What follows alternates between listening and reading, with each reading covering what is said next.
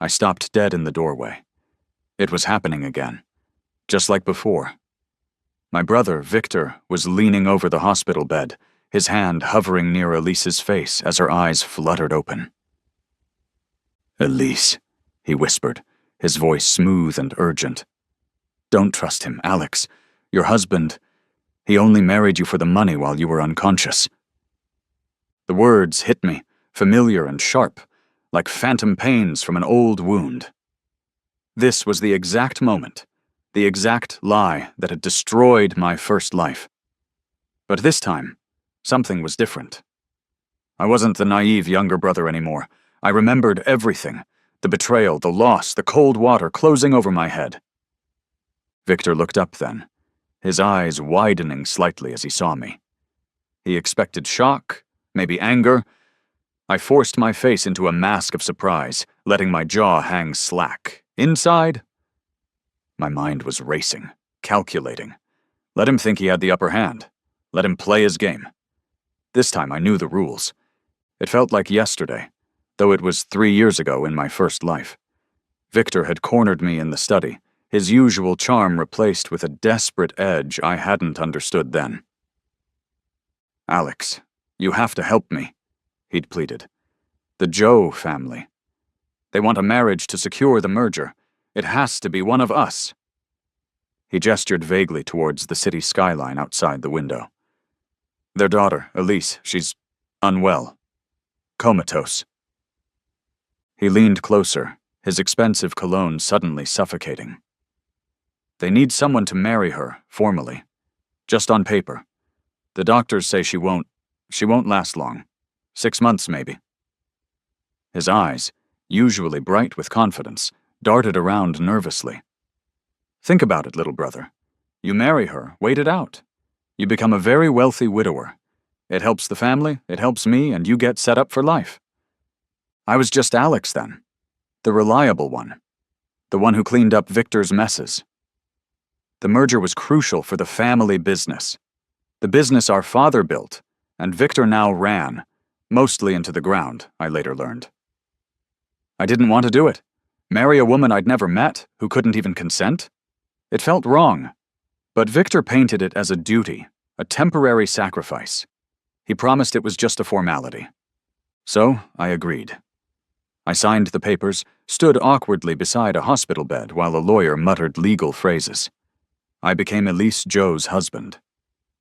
3 months later, against all odds, Elise woke up. I remember the cautious hope I felt, the first time I saw her eyes clear and focus. But Victor got to her first. He spun his story, painting me as a greedy vulture who forced a dying woman into marriage for her inheritance, while he, the noble brother, had tried to stop me and was now trying to protect her. Confused, vulnerable, and with fragmented memories, Elise believed him. Why wouldn't she? He was charming, Victor. I was just the quiet stranger who was suddenly her husband. The end of that life was bleak. Victor and Elise, united against me, systematically stripped me of everything. My position in the company, my shares, my reputation. They painted me as a monster. Even my own mother sided with them. I ended up alone, broke, and standing on the railing of the Harrison Bridge. The wind whipped around me, carrying the stench of the river below. I remembered the fall, the impact, the icy blackness. And then, I woke up. Not in the dark water, but back 3 years. The sharp, clean smell of hospital antiseptic filled my nose. I was sitting beside Elise's bed, just hours after signing the marriage certificate. Victor was leaning in, clapping my shoulder. "You're saving my life, little brother," he said, his voice thick with false gratitude. His gold watch, the one I bought him with my first real bonus, flashed under the fluorescent lights. "Really, I owe you one." The irony was so thick I could taste it. Saving his life? He was condemning mine. But this time, I knew. This time, I wasn't the fool. "Anything for family, Victor," I replied, forcing a smile. I met his gaze, holding it just a second longer than necessary. Let him see compliance. Let him underestimate me. In the weeks that followed, before Elise woke up, I didn't just sit by her bed feeling sorry for myself like the first time. I acted. I got copies of her complete medical history, spent nights reading journals, researching experimental treatments for coma patients. I talked to specialists, discreetly, using untraceable burner phones. I prepared. When I signed that marriage certificate this time, it wasn't an act of naive sacrifice. It was the first move in a game I had already lost once. This time, I was playing to win. The board was set. The pieces were moving. And I knew exactly where they were supposed to go. Living through this again meant seeing everyone with new eyes. The masks were still there, but now I could see the rot underneath. Victor, my older brother, always the golden child. He could talk anyone into anything. Investors loved him. Women adored him. And I used to worship him. Now I saw the desperation behind the designer suits and the easy smile. I remembered walking into our shared office late one night in my first life, finding him frantically shredding papers. Tiny cuts from the paper edges dotted his fingers, staining his perfect white cufflink just slightly. "Just cleaning house, Alex," he'd said, forcing a laugh, quickly shoving the shreds into a bin. "Getting organized." But I'd seen enough. Letters with threatening red print, loan shark letterheads. His gambling addiction wasn't just a rumor. It was a gaping wound bleeding him dry. He didn't just want the Joe merger for the family company. He needed Elise's fortune to save his own skin. That explained the urgency, the willingness to throw me under the bus. He wasn't just ambitious, he was cornered. This time, knowing that made him predictable. Then there was Mother. She never quite forgave me for being the one who walked away from the car crash that killed Dad, while she was left with scars, both visible and hidden. She doted on Victor, the heir apparent, while I was a constant, uncomfortable reminder. The evening after Elise woke up this time, Mother arrived at the hospital room carrying a huge bouquet of white lilies. They were beautiful, elegant, and intensely fragrant. They were also Elise's most severe documented allergy. I met her at the door to Elise's private room, blocking her entrance. "Those aren't suitable, Mother," I said, keeping my voice low and even. "Lilies trigger severe respiratory distress for Elise. It's in her chart." Her perfectly painted lips thinned into a tight line. She held the bouquet out. "Oh? What a shame. They looked so cheerful." The innocence in her voice was chillingly familiar. In my first life, a similar bouquet, maybe even the same one, had mysteriously appeared by Elise's bedside. The resulting allergic reaction caused a major setback in her recovery, requiring intubation. Victor had swooped in, playing the concerned hero, loudly blaming the overwhelmed hospital staff, while subtly implying my own lack of care. This time, I took the lilies from her hand. "I'll find a nurse to put them somewhere else. Thank you for the thought." Her eyes narrowed almost imperceptibly before she smoothed her expression back into one of maternal concern. The game was afoot with her, too. Lawrence Joe, my new father-in-law, was a different kind of player. He was old money, sharp and calculating. He'd agreed to this marriage of convenience because it kept the Joe assets technically under family control through Elise, even while she was incapacitated, preventing hostile takeovers while he maneuvered behind the scenes. He saw the marriage as a business transaction, a way to secure his flank. In my first life, he'd readily accepted Victor's version of events and helped push me out. This time I made a point of connecting with him. I initiated weekly chess games, something he appreciated. We played in the quiet hospital garden or his private study. He was a formidable opponent, his mind as sharp as his tailored suits. During one game, as he captured my knight with a decisive click, he looked at me over his steepled fingers, his eyes shrewd.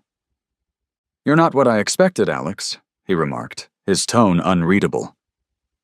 "Oh?" I asked lightly, focusing on the board. "What did you expect?" He didn't answer directly, just studied me. Victor painted a different picture. The unspoken question hung in the air.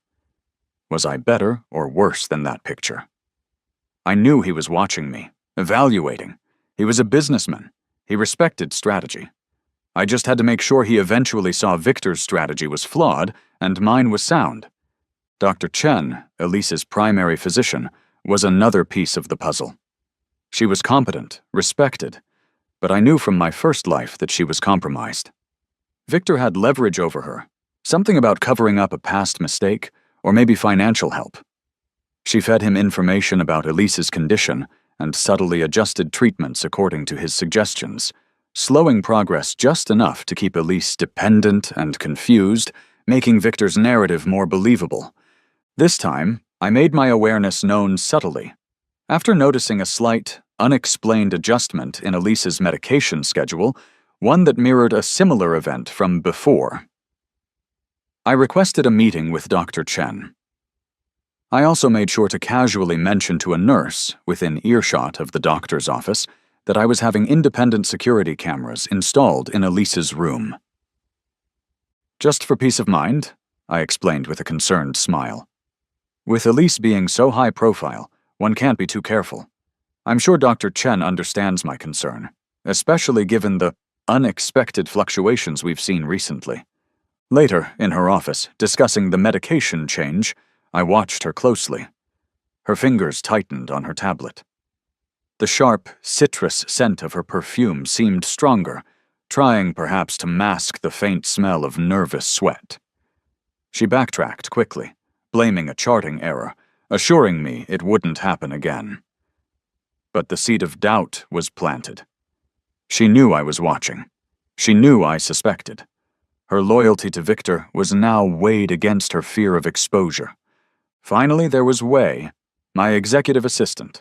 Young, smart, efficient. I'd trusted her completely in my first life. She handled my schedules, my correspondence, sensitive company documents. It was a gut punch when I discovered she'd been feeding information to Victor all along. He'd found her weak spot.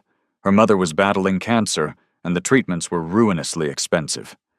Victor had stepped in, anonymously paying the bills, and in return, Wei became his eyes and ears in my office. This time I set the trap early.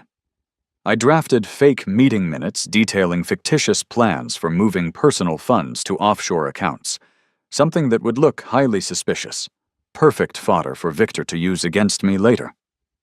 I placed these documents in a locked drawer in my desk. Then, one afternoon, while Wei was organizing my files, I accidentally left the key on the desk blotter while I stepped out to take a call, pretending to be engrossed in conversation while watching her reflection in the window overlooking the city. I stood with my back to her, gazing out at the glittering skyscrapers. The silence in the office was profound, but then I heard it. The almost imperceptible rustle of papers, followed by the faint, distinct click of a phone camera shutter. Once, twice. She was quick, efficient, even in her betrayal. When I turned back, the key was exactly where I'd left it, and she was diligently filing papers, her expression perfectly neutral. Good, I thought. Let Victor have his evidence. It would fit perfectly into my larger plan. They were all moving into position. My intimate circle of villains. My brother, my mother, my father-in-law, the doctor, the assistant. They thought they were weaving a web around me. They didn't realize I was the spider this time. The first real move against me came about 3 weeks after Elise woke up. Victor called an emergency board meeting for Joe Corp. I wasn't invited. "Alex, buddy," Victor said when I happened to run into him near the executive suites later that day. He draped an arm over my shoulder, his voice oozing false sympathy. "Look, we had a quick board huddle this morning. Just preliminary stuff about the Jensen acquisition. Didn't want to bother you. You've got enough on your plate with Elise's recovery, right? We all agreed you need to focus on her."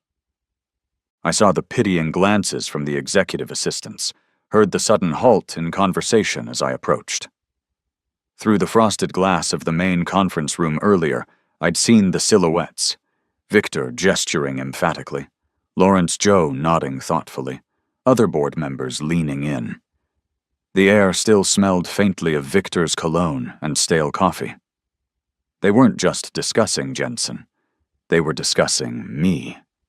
My role, my competence, my trustworthiness. Just like last time. "No, you're absolutely right, Victor," I said, forcing warmth into my voice. I even managed a grateful smile. "Thanks for covering.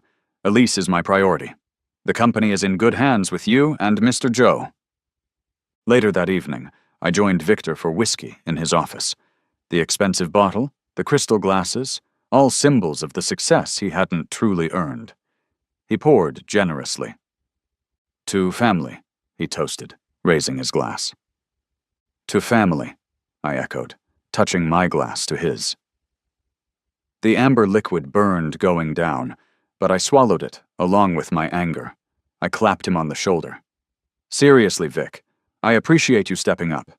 Managing the company, dealing with this merger, it's a lot.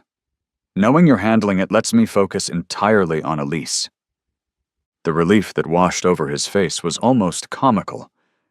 The tension visibly drained from his shoulders. He thought I was rolling over, accepting my diminished role. He probably thought I was relieved to be sidelined. "You've always been the reasonable one, Alex," he said, swirling his whiskey. "Level-headed. Dad always said that." He didn't realize my reasonableness was now a weapon, honed by foreknowledge. While Victor tightened his grip on the company, thinking I was occupied playing nursemaid, I was doing exactly that, but differently this time. I spent hours with Elise, not hovering anxiously, but being present. We talked when she felt up to it. I didn't push her about the past, or about us. Instead, I brought things to her. Old photo albums I'd asked her father's staff to find. Pictures of her as a child, laughing with friends, riding horses. I learned she used to play the piano, so I arranged for a keyboard to be brought to her room. One afternoon, sunlight streamed into the room. I played some classical music softly. Pieces her father mentioned she loved. Her fingers, still weak, twitched on the blanket. "Do you remember playing?" I asked gently. She looked at the keyboard, then at her hands, a flicker of something, memory, frustration, in her eyes. "A little. It feels far away." "Maybe just touch the keys," I suggested. I sat beside her, guiding her hand lightly. Her fingers trembled as they brushed the smooth ivory. The scent of her jasmine shampoo was faint but distinct. We didn't make music, not really, but it was a connection, a real one. Not based on Victor's lies, but on shared moments, patience, and the slow rebuilding of trust. I wasn't just her husband on paper. I was becoming the person who was there, quietly supporting her recovery, helping her find her way back. Meanwhile, my nights were spent differently. While Victor was busy manipulating projections for the Jensen acquisition, a deal I knew from my first life was fundamentally flawed and designed to benefit his hidden creditors. I was digging. Using the access I still technically had, and some newly acquired discrete cybersecurity skills, I gathered data. Real data. I documented every inflated projection, every hidden liability Victor was trying to sweep under the rug in the Jensen deal. I compiled spreadsheets comparing his doctored numbers with the actual financials I pulled from secure servers. I created a clear, undeniable picture of his financial misdeeds related to this specific deal. The quarterly review meeting arrived. It was held in the main Joe Corp boardroom. Polished mahogany table, leather chairs, panoramic city views. The whole setup screamed power. Victor, at the head of the table opposite Lawrence Joe, was beaming. He presented his restructuring plan, heavily featuring the synergies from the Jensen acquisition. His presentation was slick, full of corporate jargon and optimistic charts. It also involved phasing out several senior executives loyal to the Joe family, replacing them with his own people. He finished with a flourish. "This acquisition, gentlemen, secures our future. Lawrence Joe leaned back, steepling his fingers, his expression thoughtful but cautious. Before he could speak, I cleared my throat softly. All eyes turned to me. I hadn't been expected to contribute, just to observe from the sidelines. "Victor, that's a compelling presentation," I said calmly. However, I was reviewing some figures related to the Jensen deal myself, purely out of interest. I slid several bound copies of my report across the polished table. And I found some discrepancies that might raise concerns about the projected versus actual numbers. Perhaps we should look at these before finalizing any restructuring based on this acquisition. Silence fell. Board members picked up the reports. The rustle of pages turning was the only sound. Victor's confident smile froze, then slowly dissolved. I watched the color drain from his face as he flipped through the pages, seeing his manipulated data laid bare next to the stark reality. His eyes darted towards me, wide with panic and disbelief. There must be some mistake," he stammered, his voice suddenly tight. "My team vetted these numbers thoroughly." "I'm sure they did," I replied smoothly, meeting his gaze across the long table. "But perhaps a second look is warranted, for due diligence." Lawrence Joe looked from Victor's pale face to my calm one, then down at the report in his hands. The game had changed. Round one was mine. Victor didn't take his public humiliation well. He couldn't retaliate directly in the boardroom. My data was solid, and Lawrence Joe had put the Jensen deal on hold pending a full independent audit. So he shifted tactics, hitting me where he thought I was vulnerable. Elise. He and Mother orchestrated what they called a family intervention. They cornered me during Elise's physical therapy session in the hospital's rehab wing. Elise was working on her balance, concentrating hard, when they swept in, faces etched with faux concern. Dr. Chen trailed behind them, looking professional but avoiding my eyes. "Alex, darling," Mother began, placing a hand on my arm, her diamond bracelet flashing under the harsh fluorescent lights. "We're worried about you, and about Elise." Victor picked up the thread smoothly. "The doctors feel... Well, they feel your constant presence might be becoming counterproductive, Alex, creating a sort of dependency. Elise needs space to regain her independence." "Is this true, Dr. Chen?" I asked, turning to the physician. Dr. Chen cleared her throat. "Well, Mr. Hayes, intensive recovery sometimes benefits from structured independence, allowing the patient to build confidence on their own timetable." It was vague, non-committal, but it served their purpose. I looked at Elise. She looked confused, uncertain. Doubt flickered in her eyes. They were deliberately undermining the trust we'd started to build, planting the idea that my care was somehow harmful. It was a classic manipulation tactic, and it stung because it used Elise's well-being as leverage. "I see," I said, keeping my voice carefully neutral. I wouldn't argue in front of Elise, wouldn't let them draw me into a fight that would upset her. If that's what the medical team truly recommends for Elise's best interest, then of course. I started gathering the book I'd been reading to her, my bag. "I'll adjust my visits, evenings only perhaps?" Victor nodded magnanimously. "That sounds reasonable. We just want what's best for her." I bent down to Elise, who was watching the exchange with a troubled expression. "I'll see you tonight," I said softly, kissing her forehead. Then, leaning closer, I whispered so only she could hear, "Trust me." Her eyes held mine for a moment, searching. As I walked out, Mother and Victor flanking Dr. Chen, I paused beside the doctor. "Dr. Chen," I said, extending my hand. "Thank you for your professional assessment." As she took my hand, I slipped a small, folded note into her palm. "Perhaps we could schedule a brief private consultation soon? I have some personal health concerns I'd like to discuss discreetly." Her eyes widened, almost imperceptibly, and she quickly pocketed the note. Of course, Mr. Hayes. My assistant will arrange it. The next day I sat in Dr. Chen's sterile office. The citrus scent was sharper today. I waited until she closed the door. Then, I placed a small, high-quality audio recorder on the corner of her desk, making sure the indicator light was visible. Dr. Chen, I began, my voice low and calm. We need to talk about Elise's medication records, specifically the alterations made on October 14th, 21st, and November 3rd, the ones documented as dosage adjustments, but which don't align with standard recovery protocols for her condition, and which coincided with minor setbacks. The color drained from her face. She started to speak, to protest, but I held up a hand. I know about the pressure Victor put on you, I continued softly. I know he helped cover up that malpractice issue from 3 years ago at St. Jude's, and I know he's been supplementing your income. I didn't raise my voice. I didn't need to.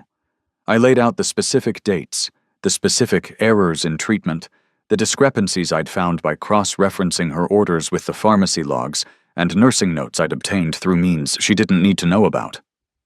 The antiseptic smell of her office seemed to close in. Her career, her reputation, her freedom. It was all hanging by the thread of my silence. The recorder sat impassively on the desk. I'm not interested in ruining you, doctor, I said. I'm interested in my wife receiving the best possible unbiased care, immediately. Within hours, citing unforeseen personal circumstances requiring an immediate leave of absence, Dr. Chen had resigned from Elise's case, and shortly after, from the hospital entirely. I had already researched and vetted a team of top neurological and rehabilitation specialists, completely independent and with impeccable reputations. With Lawrence Zhou's somewhat bewildered but ultimately trusting approval, backed by my quiet insistence and vague references to ensuring continuity of the highest standard of care, they were brought in immediately. While this was happening, the private investigator I'd hired delivered his first report. Detailed logs and discrete photographs documenting Victor's movements, including several late-night visits to Dr. Chen's private residence, not just her office, and records of untraceable payments made to an account linked to her. More fuel for the fire, if needed. Victor didn't know about the PI, of course, but he knew about Chen's sudden departure. He stormed into my temporary office at Zhou Corp the next morning.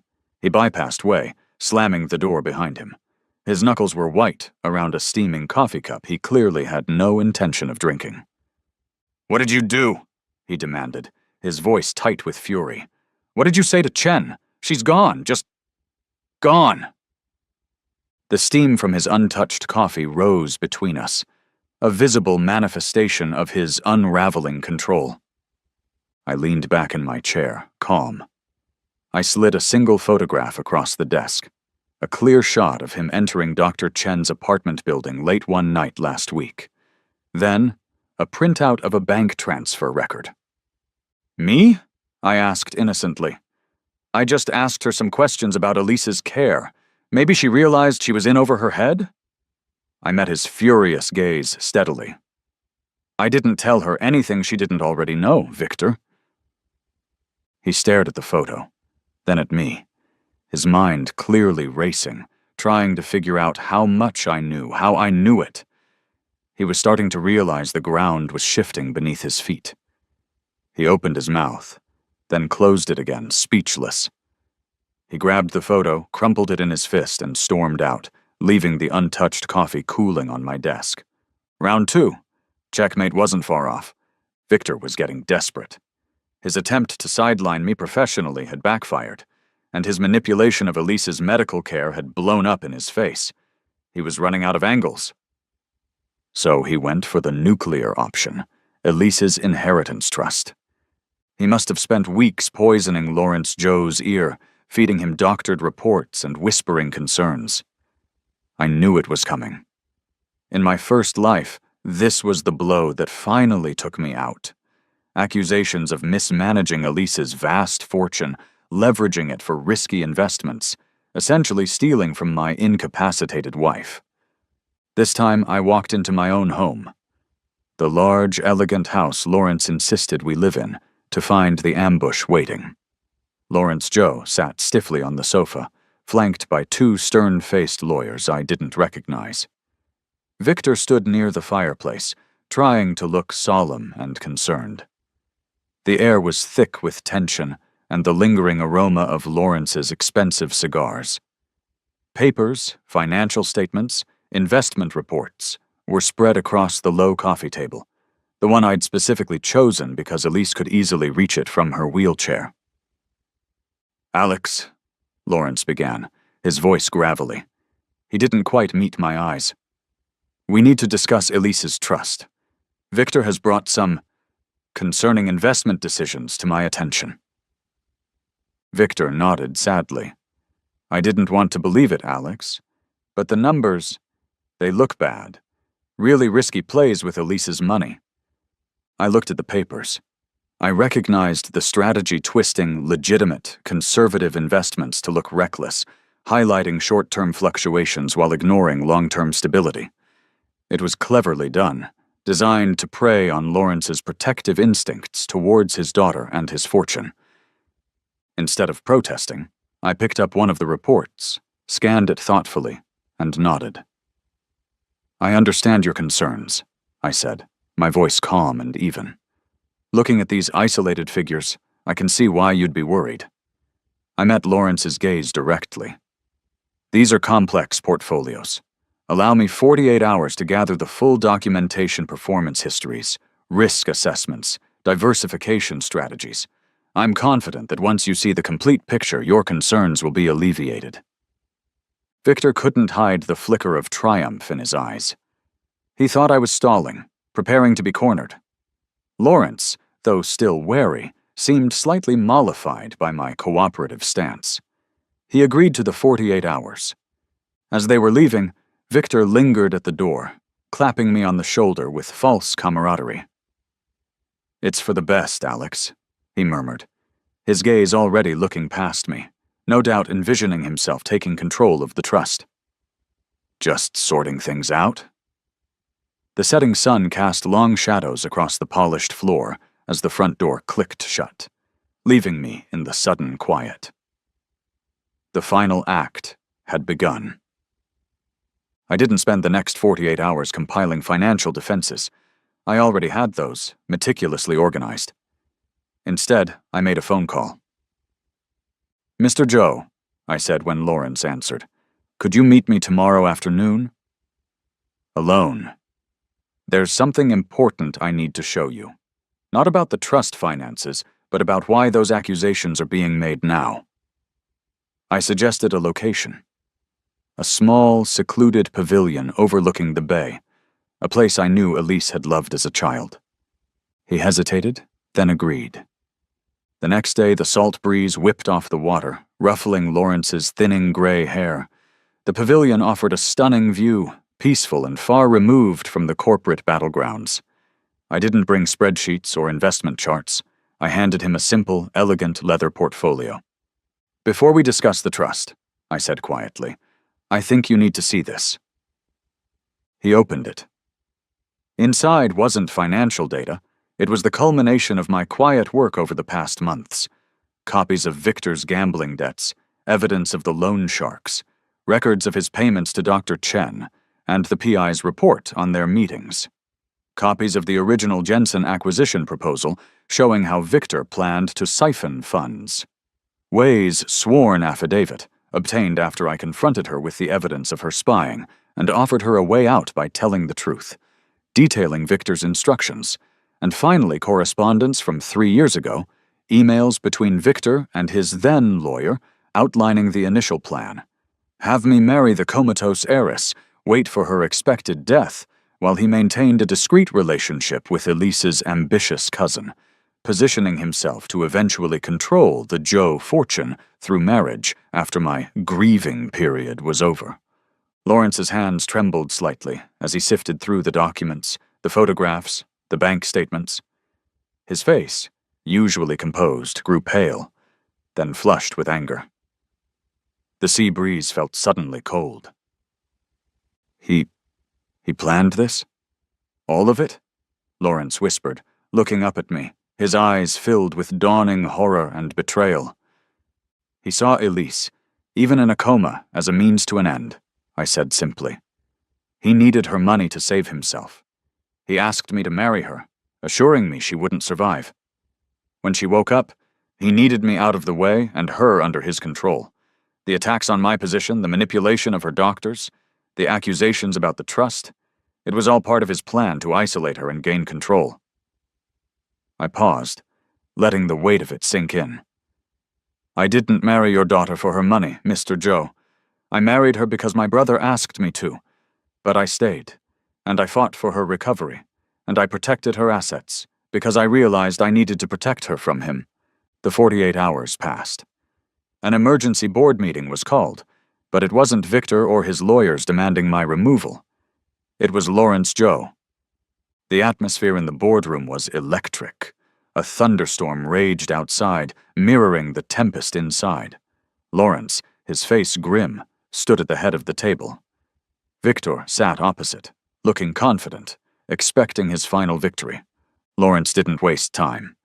Methodically, calmly, he laid out the evidence. Not the trust documents Victor expected, but the contents of the leather portfolio. He presented proof of Victor's gambling debts, his deals with loan sharks, his manipulation of the Jensen deal, his conspiracy with Dr. Chen, his payments to Wei for corporate espionage. Document after document landed on the polished table. Signed affidavits, bank records, incriminating emails. Victor's confident smirk evaporated. He started protesting, denying, sputtering about misunderstandings and corporate sabotage.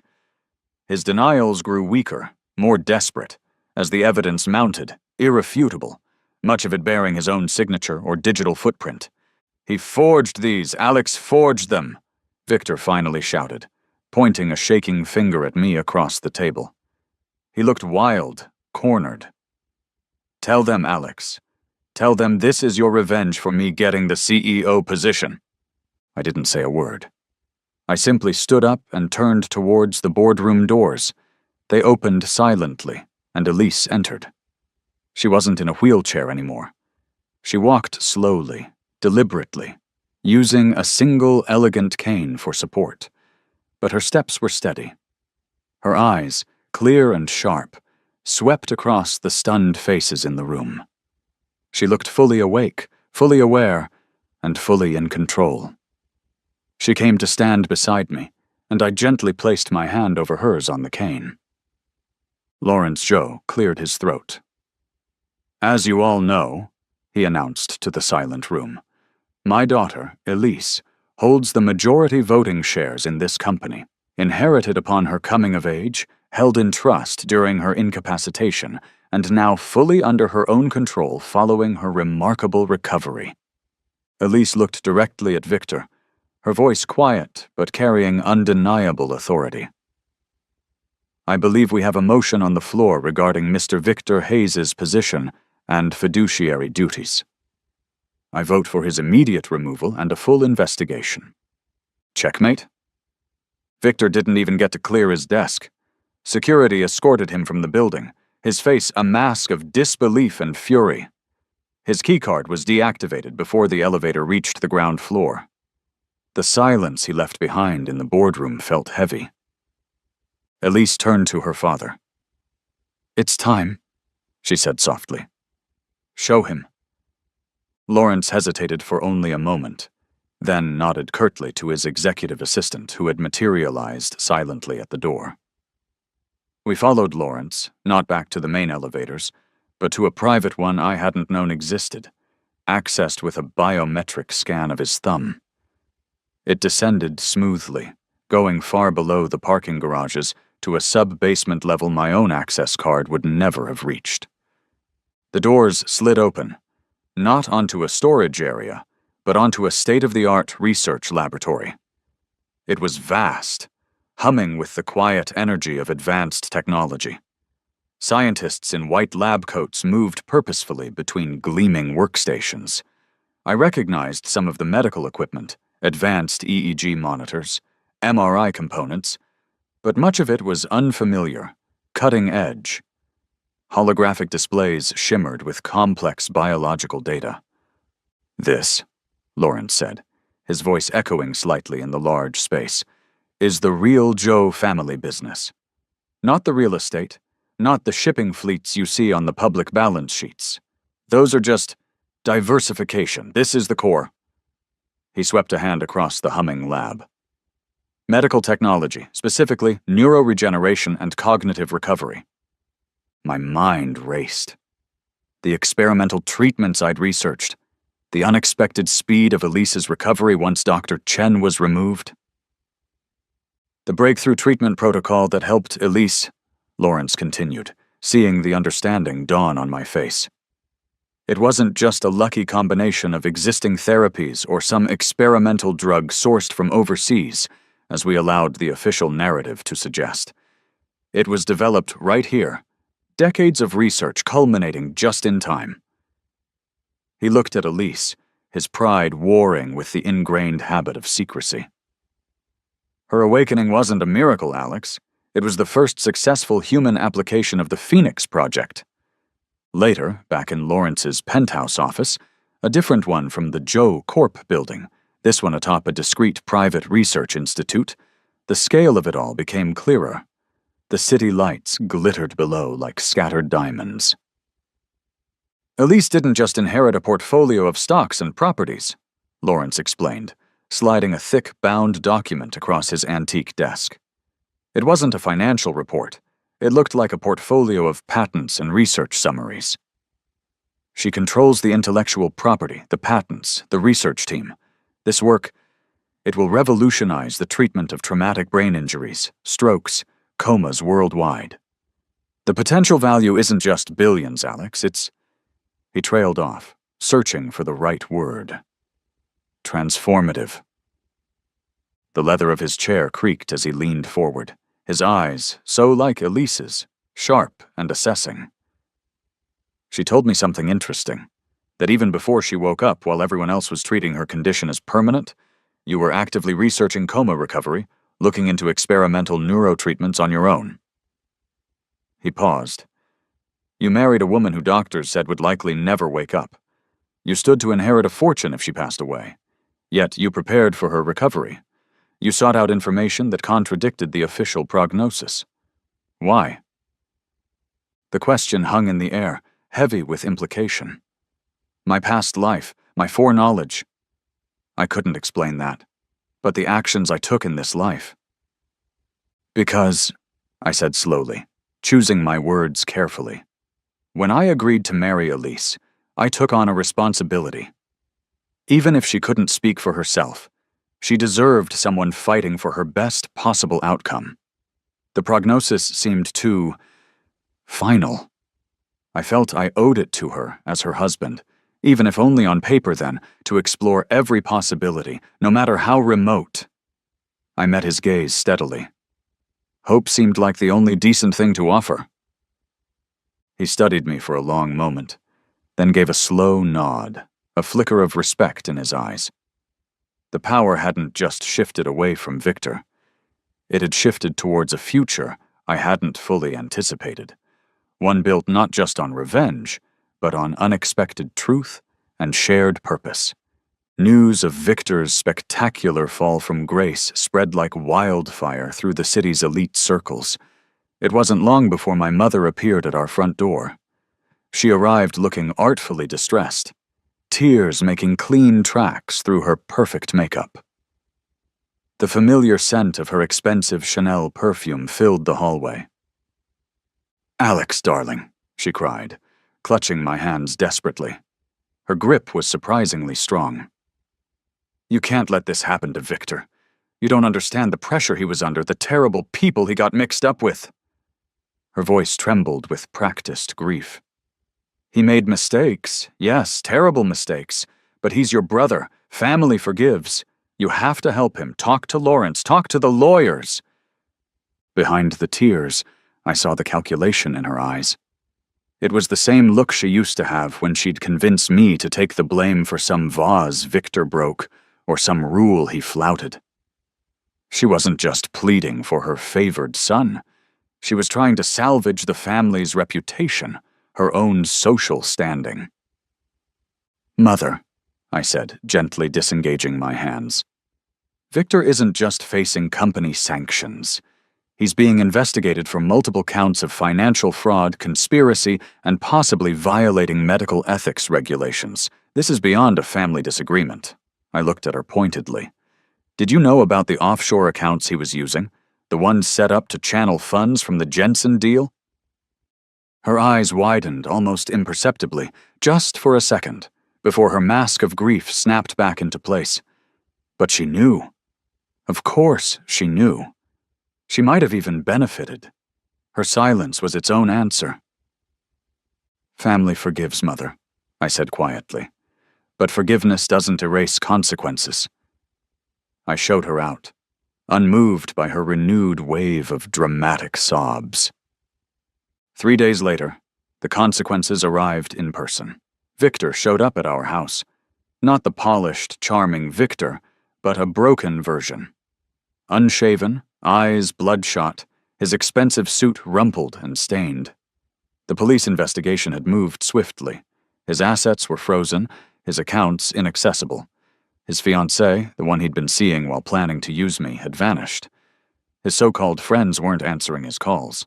He practically fell through the doorway when I opened it. He sank to his knees on the cool marble floor of the foyer, his shoulders shaking. "Alex, please," he sobbed, the words catching in his throat. "I messed up. So badly. The gambling, it got out of control. These guys, they threatened me, Alex. They threatened Mom." He looked up, his eyes red-rimmed and pleading. "I was desperate. I never meant for things to go this far, never meant to hurt Elise, not permanently." Rain lashed against the tall windows, a dramatic soundtrack to his breakdown. Elise watched silently from the archway leading to the living room. She wasn't in her wheelchair today, standing with her cane, her expression unreadable but steady. "You're my brother," Victor choked out, grabbing at my trousers like a drowning man. "My little brother. If you talk to them, tell them I was under duress. Tell them I made mistakes, but I'm not a criminal. Please, Alex, help me." I pulled him up, led him to a chair in the living room. I even went to the kitchen and made him a cup of tea, placing the steaming mug on the table between us. I let him talk, listened patiently to the flood of excuses, justifications, pleas, and self-pity. He blamed the loan sharks, the pressure, bad luck, even me subtly for not being supportive enough earlier. When he finally ran out of words, slumping in the chair, exhausted and empty, the grandfather clock in the hall chimed 9 times, each stroke echoing in the quiet room. I looked at him, the man who was my brother, the man who had betrayed me twice, who had been willing to sacrifice me and Elise for his own gain. I felt nothing. Not anger, not pity, just a vast emptiness where brotherly feeling used to be. "No, Victor," I said, my voice quiet but absolutely firm. "I won't intervene. I won't lie for you. I won't minimize what you did." The rain outside had stopped. The clouds were breaking, revealing a sliver of moon in the clear, cold night sky visible through the window. "You had choices," I continued calmly. "Every step of the way you made choices. You chose to gamble. You chose to borrow from dangerous people. You chose to manipulate me, to exploit Elise, to commit fraud. You had opportunities to stop, to ask for help honestly, to choose a different path. You didn't." His face crumpled completely. The last vestiges of his entitled confidence dissolved, leaving behind the stark reality of his situation. What happens to me now?" he whispered, his voice hoarse. I stood up, gesturing towards the door. "That," I replied, my voice devoid of malice but equally devoid of sympathy, "is no longer my concern." 2 years melted away, smoothing the sharp edges of the past. We stood on a beach, not just any beach, but one in the Maldives, on a private island villa owned by the Joe Foundation for Research Retreats. The sand was powder soft under my bare feet. The setting sun bled colors across the turquoise water, vibrant oranges, deep purples, soft golds. Elise walked ahead of me along the shoreline. Not with a cane, not with a limp, but with a natural, easy stride. Her recovery had been steady, remarkable, fueled by the very treatments her family had pioneered and her own quiet determination. She bent down, her dark hair falling forward, to examine a seashell, her silhouette framed against the dazzling sunset. It was a sight I never got tired of, a daily miracle I never took for granted. Nearby, Lawrence Joe stood partially in the shade of a palm tree, speaking quietly into his phone. Even here he was working, but his tone was different now, less guarded, more collaborative. He was likely finalizing details for the latest grant expansion, bringing the Phoenix Project protocols to more hospitals, making the treatment accessible beyond the wealthy elite. The salt-laced breeze carried the sweet fragrance of plumeria from the villa's garden, where we planned to have dinner later, just the three of us, under a canopy of stars impossibly bright and far from any city glow. Our life back home had found a new rhythm, too. We kept a lower profile than the Joe family traditionally had. The opulent galas and high society events held little appeal for either of us.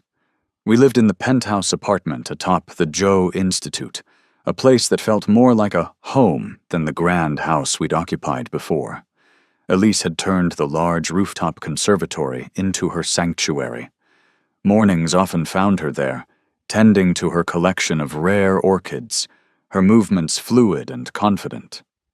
Sunlight streamed through the glass panels, illuminating the lush greenery. I worked from my home office overlooking the city, but my gaze often drifted towards the conservatory, watching her. A quiet sense of peace settling over me. The distant hum of the metropolis 30 floors below felt worlds away, our apartment an island of calm floating above the urban sprawl. We had found our own definition of normal. The Joe Medical Foundation, once a closely guarded secret, was now a globally recognized name in neurological recovery. It wasn't just about patents and profits anymore. Under Elise's guidance, and with Lawrence's support, its mission had shifted. The annual benefit gala was less about social climbing and more about showcasing progress and raising funds for patient access programs. Last month, Elise had stood confidently at the podium, her voice clear and strong as she announced a new initiative providing free treatment protocols to underfunded hospitals in developing countries. The camera flashes illuminated the room as I joined her on stage, our hands finding each other in a subtle squeeze. Looking out at the audience, I saw hope reflected in the faces, doctors, researchers, patients, families. The champagne flutes on the tables were mostly full. People were more interested in the detailed scientific discussions and networking for collaboration that continued long after the formal presentations ended.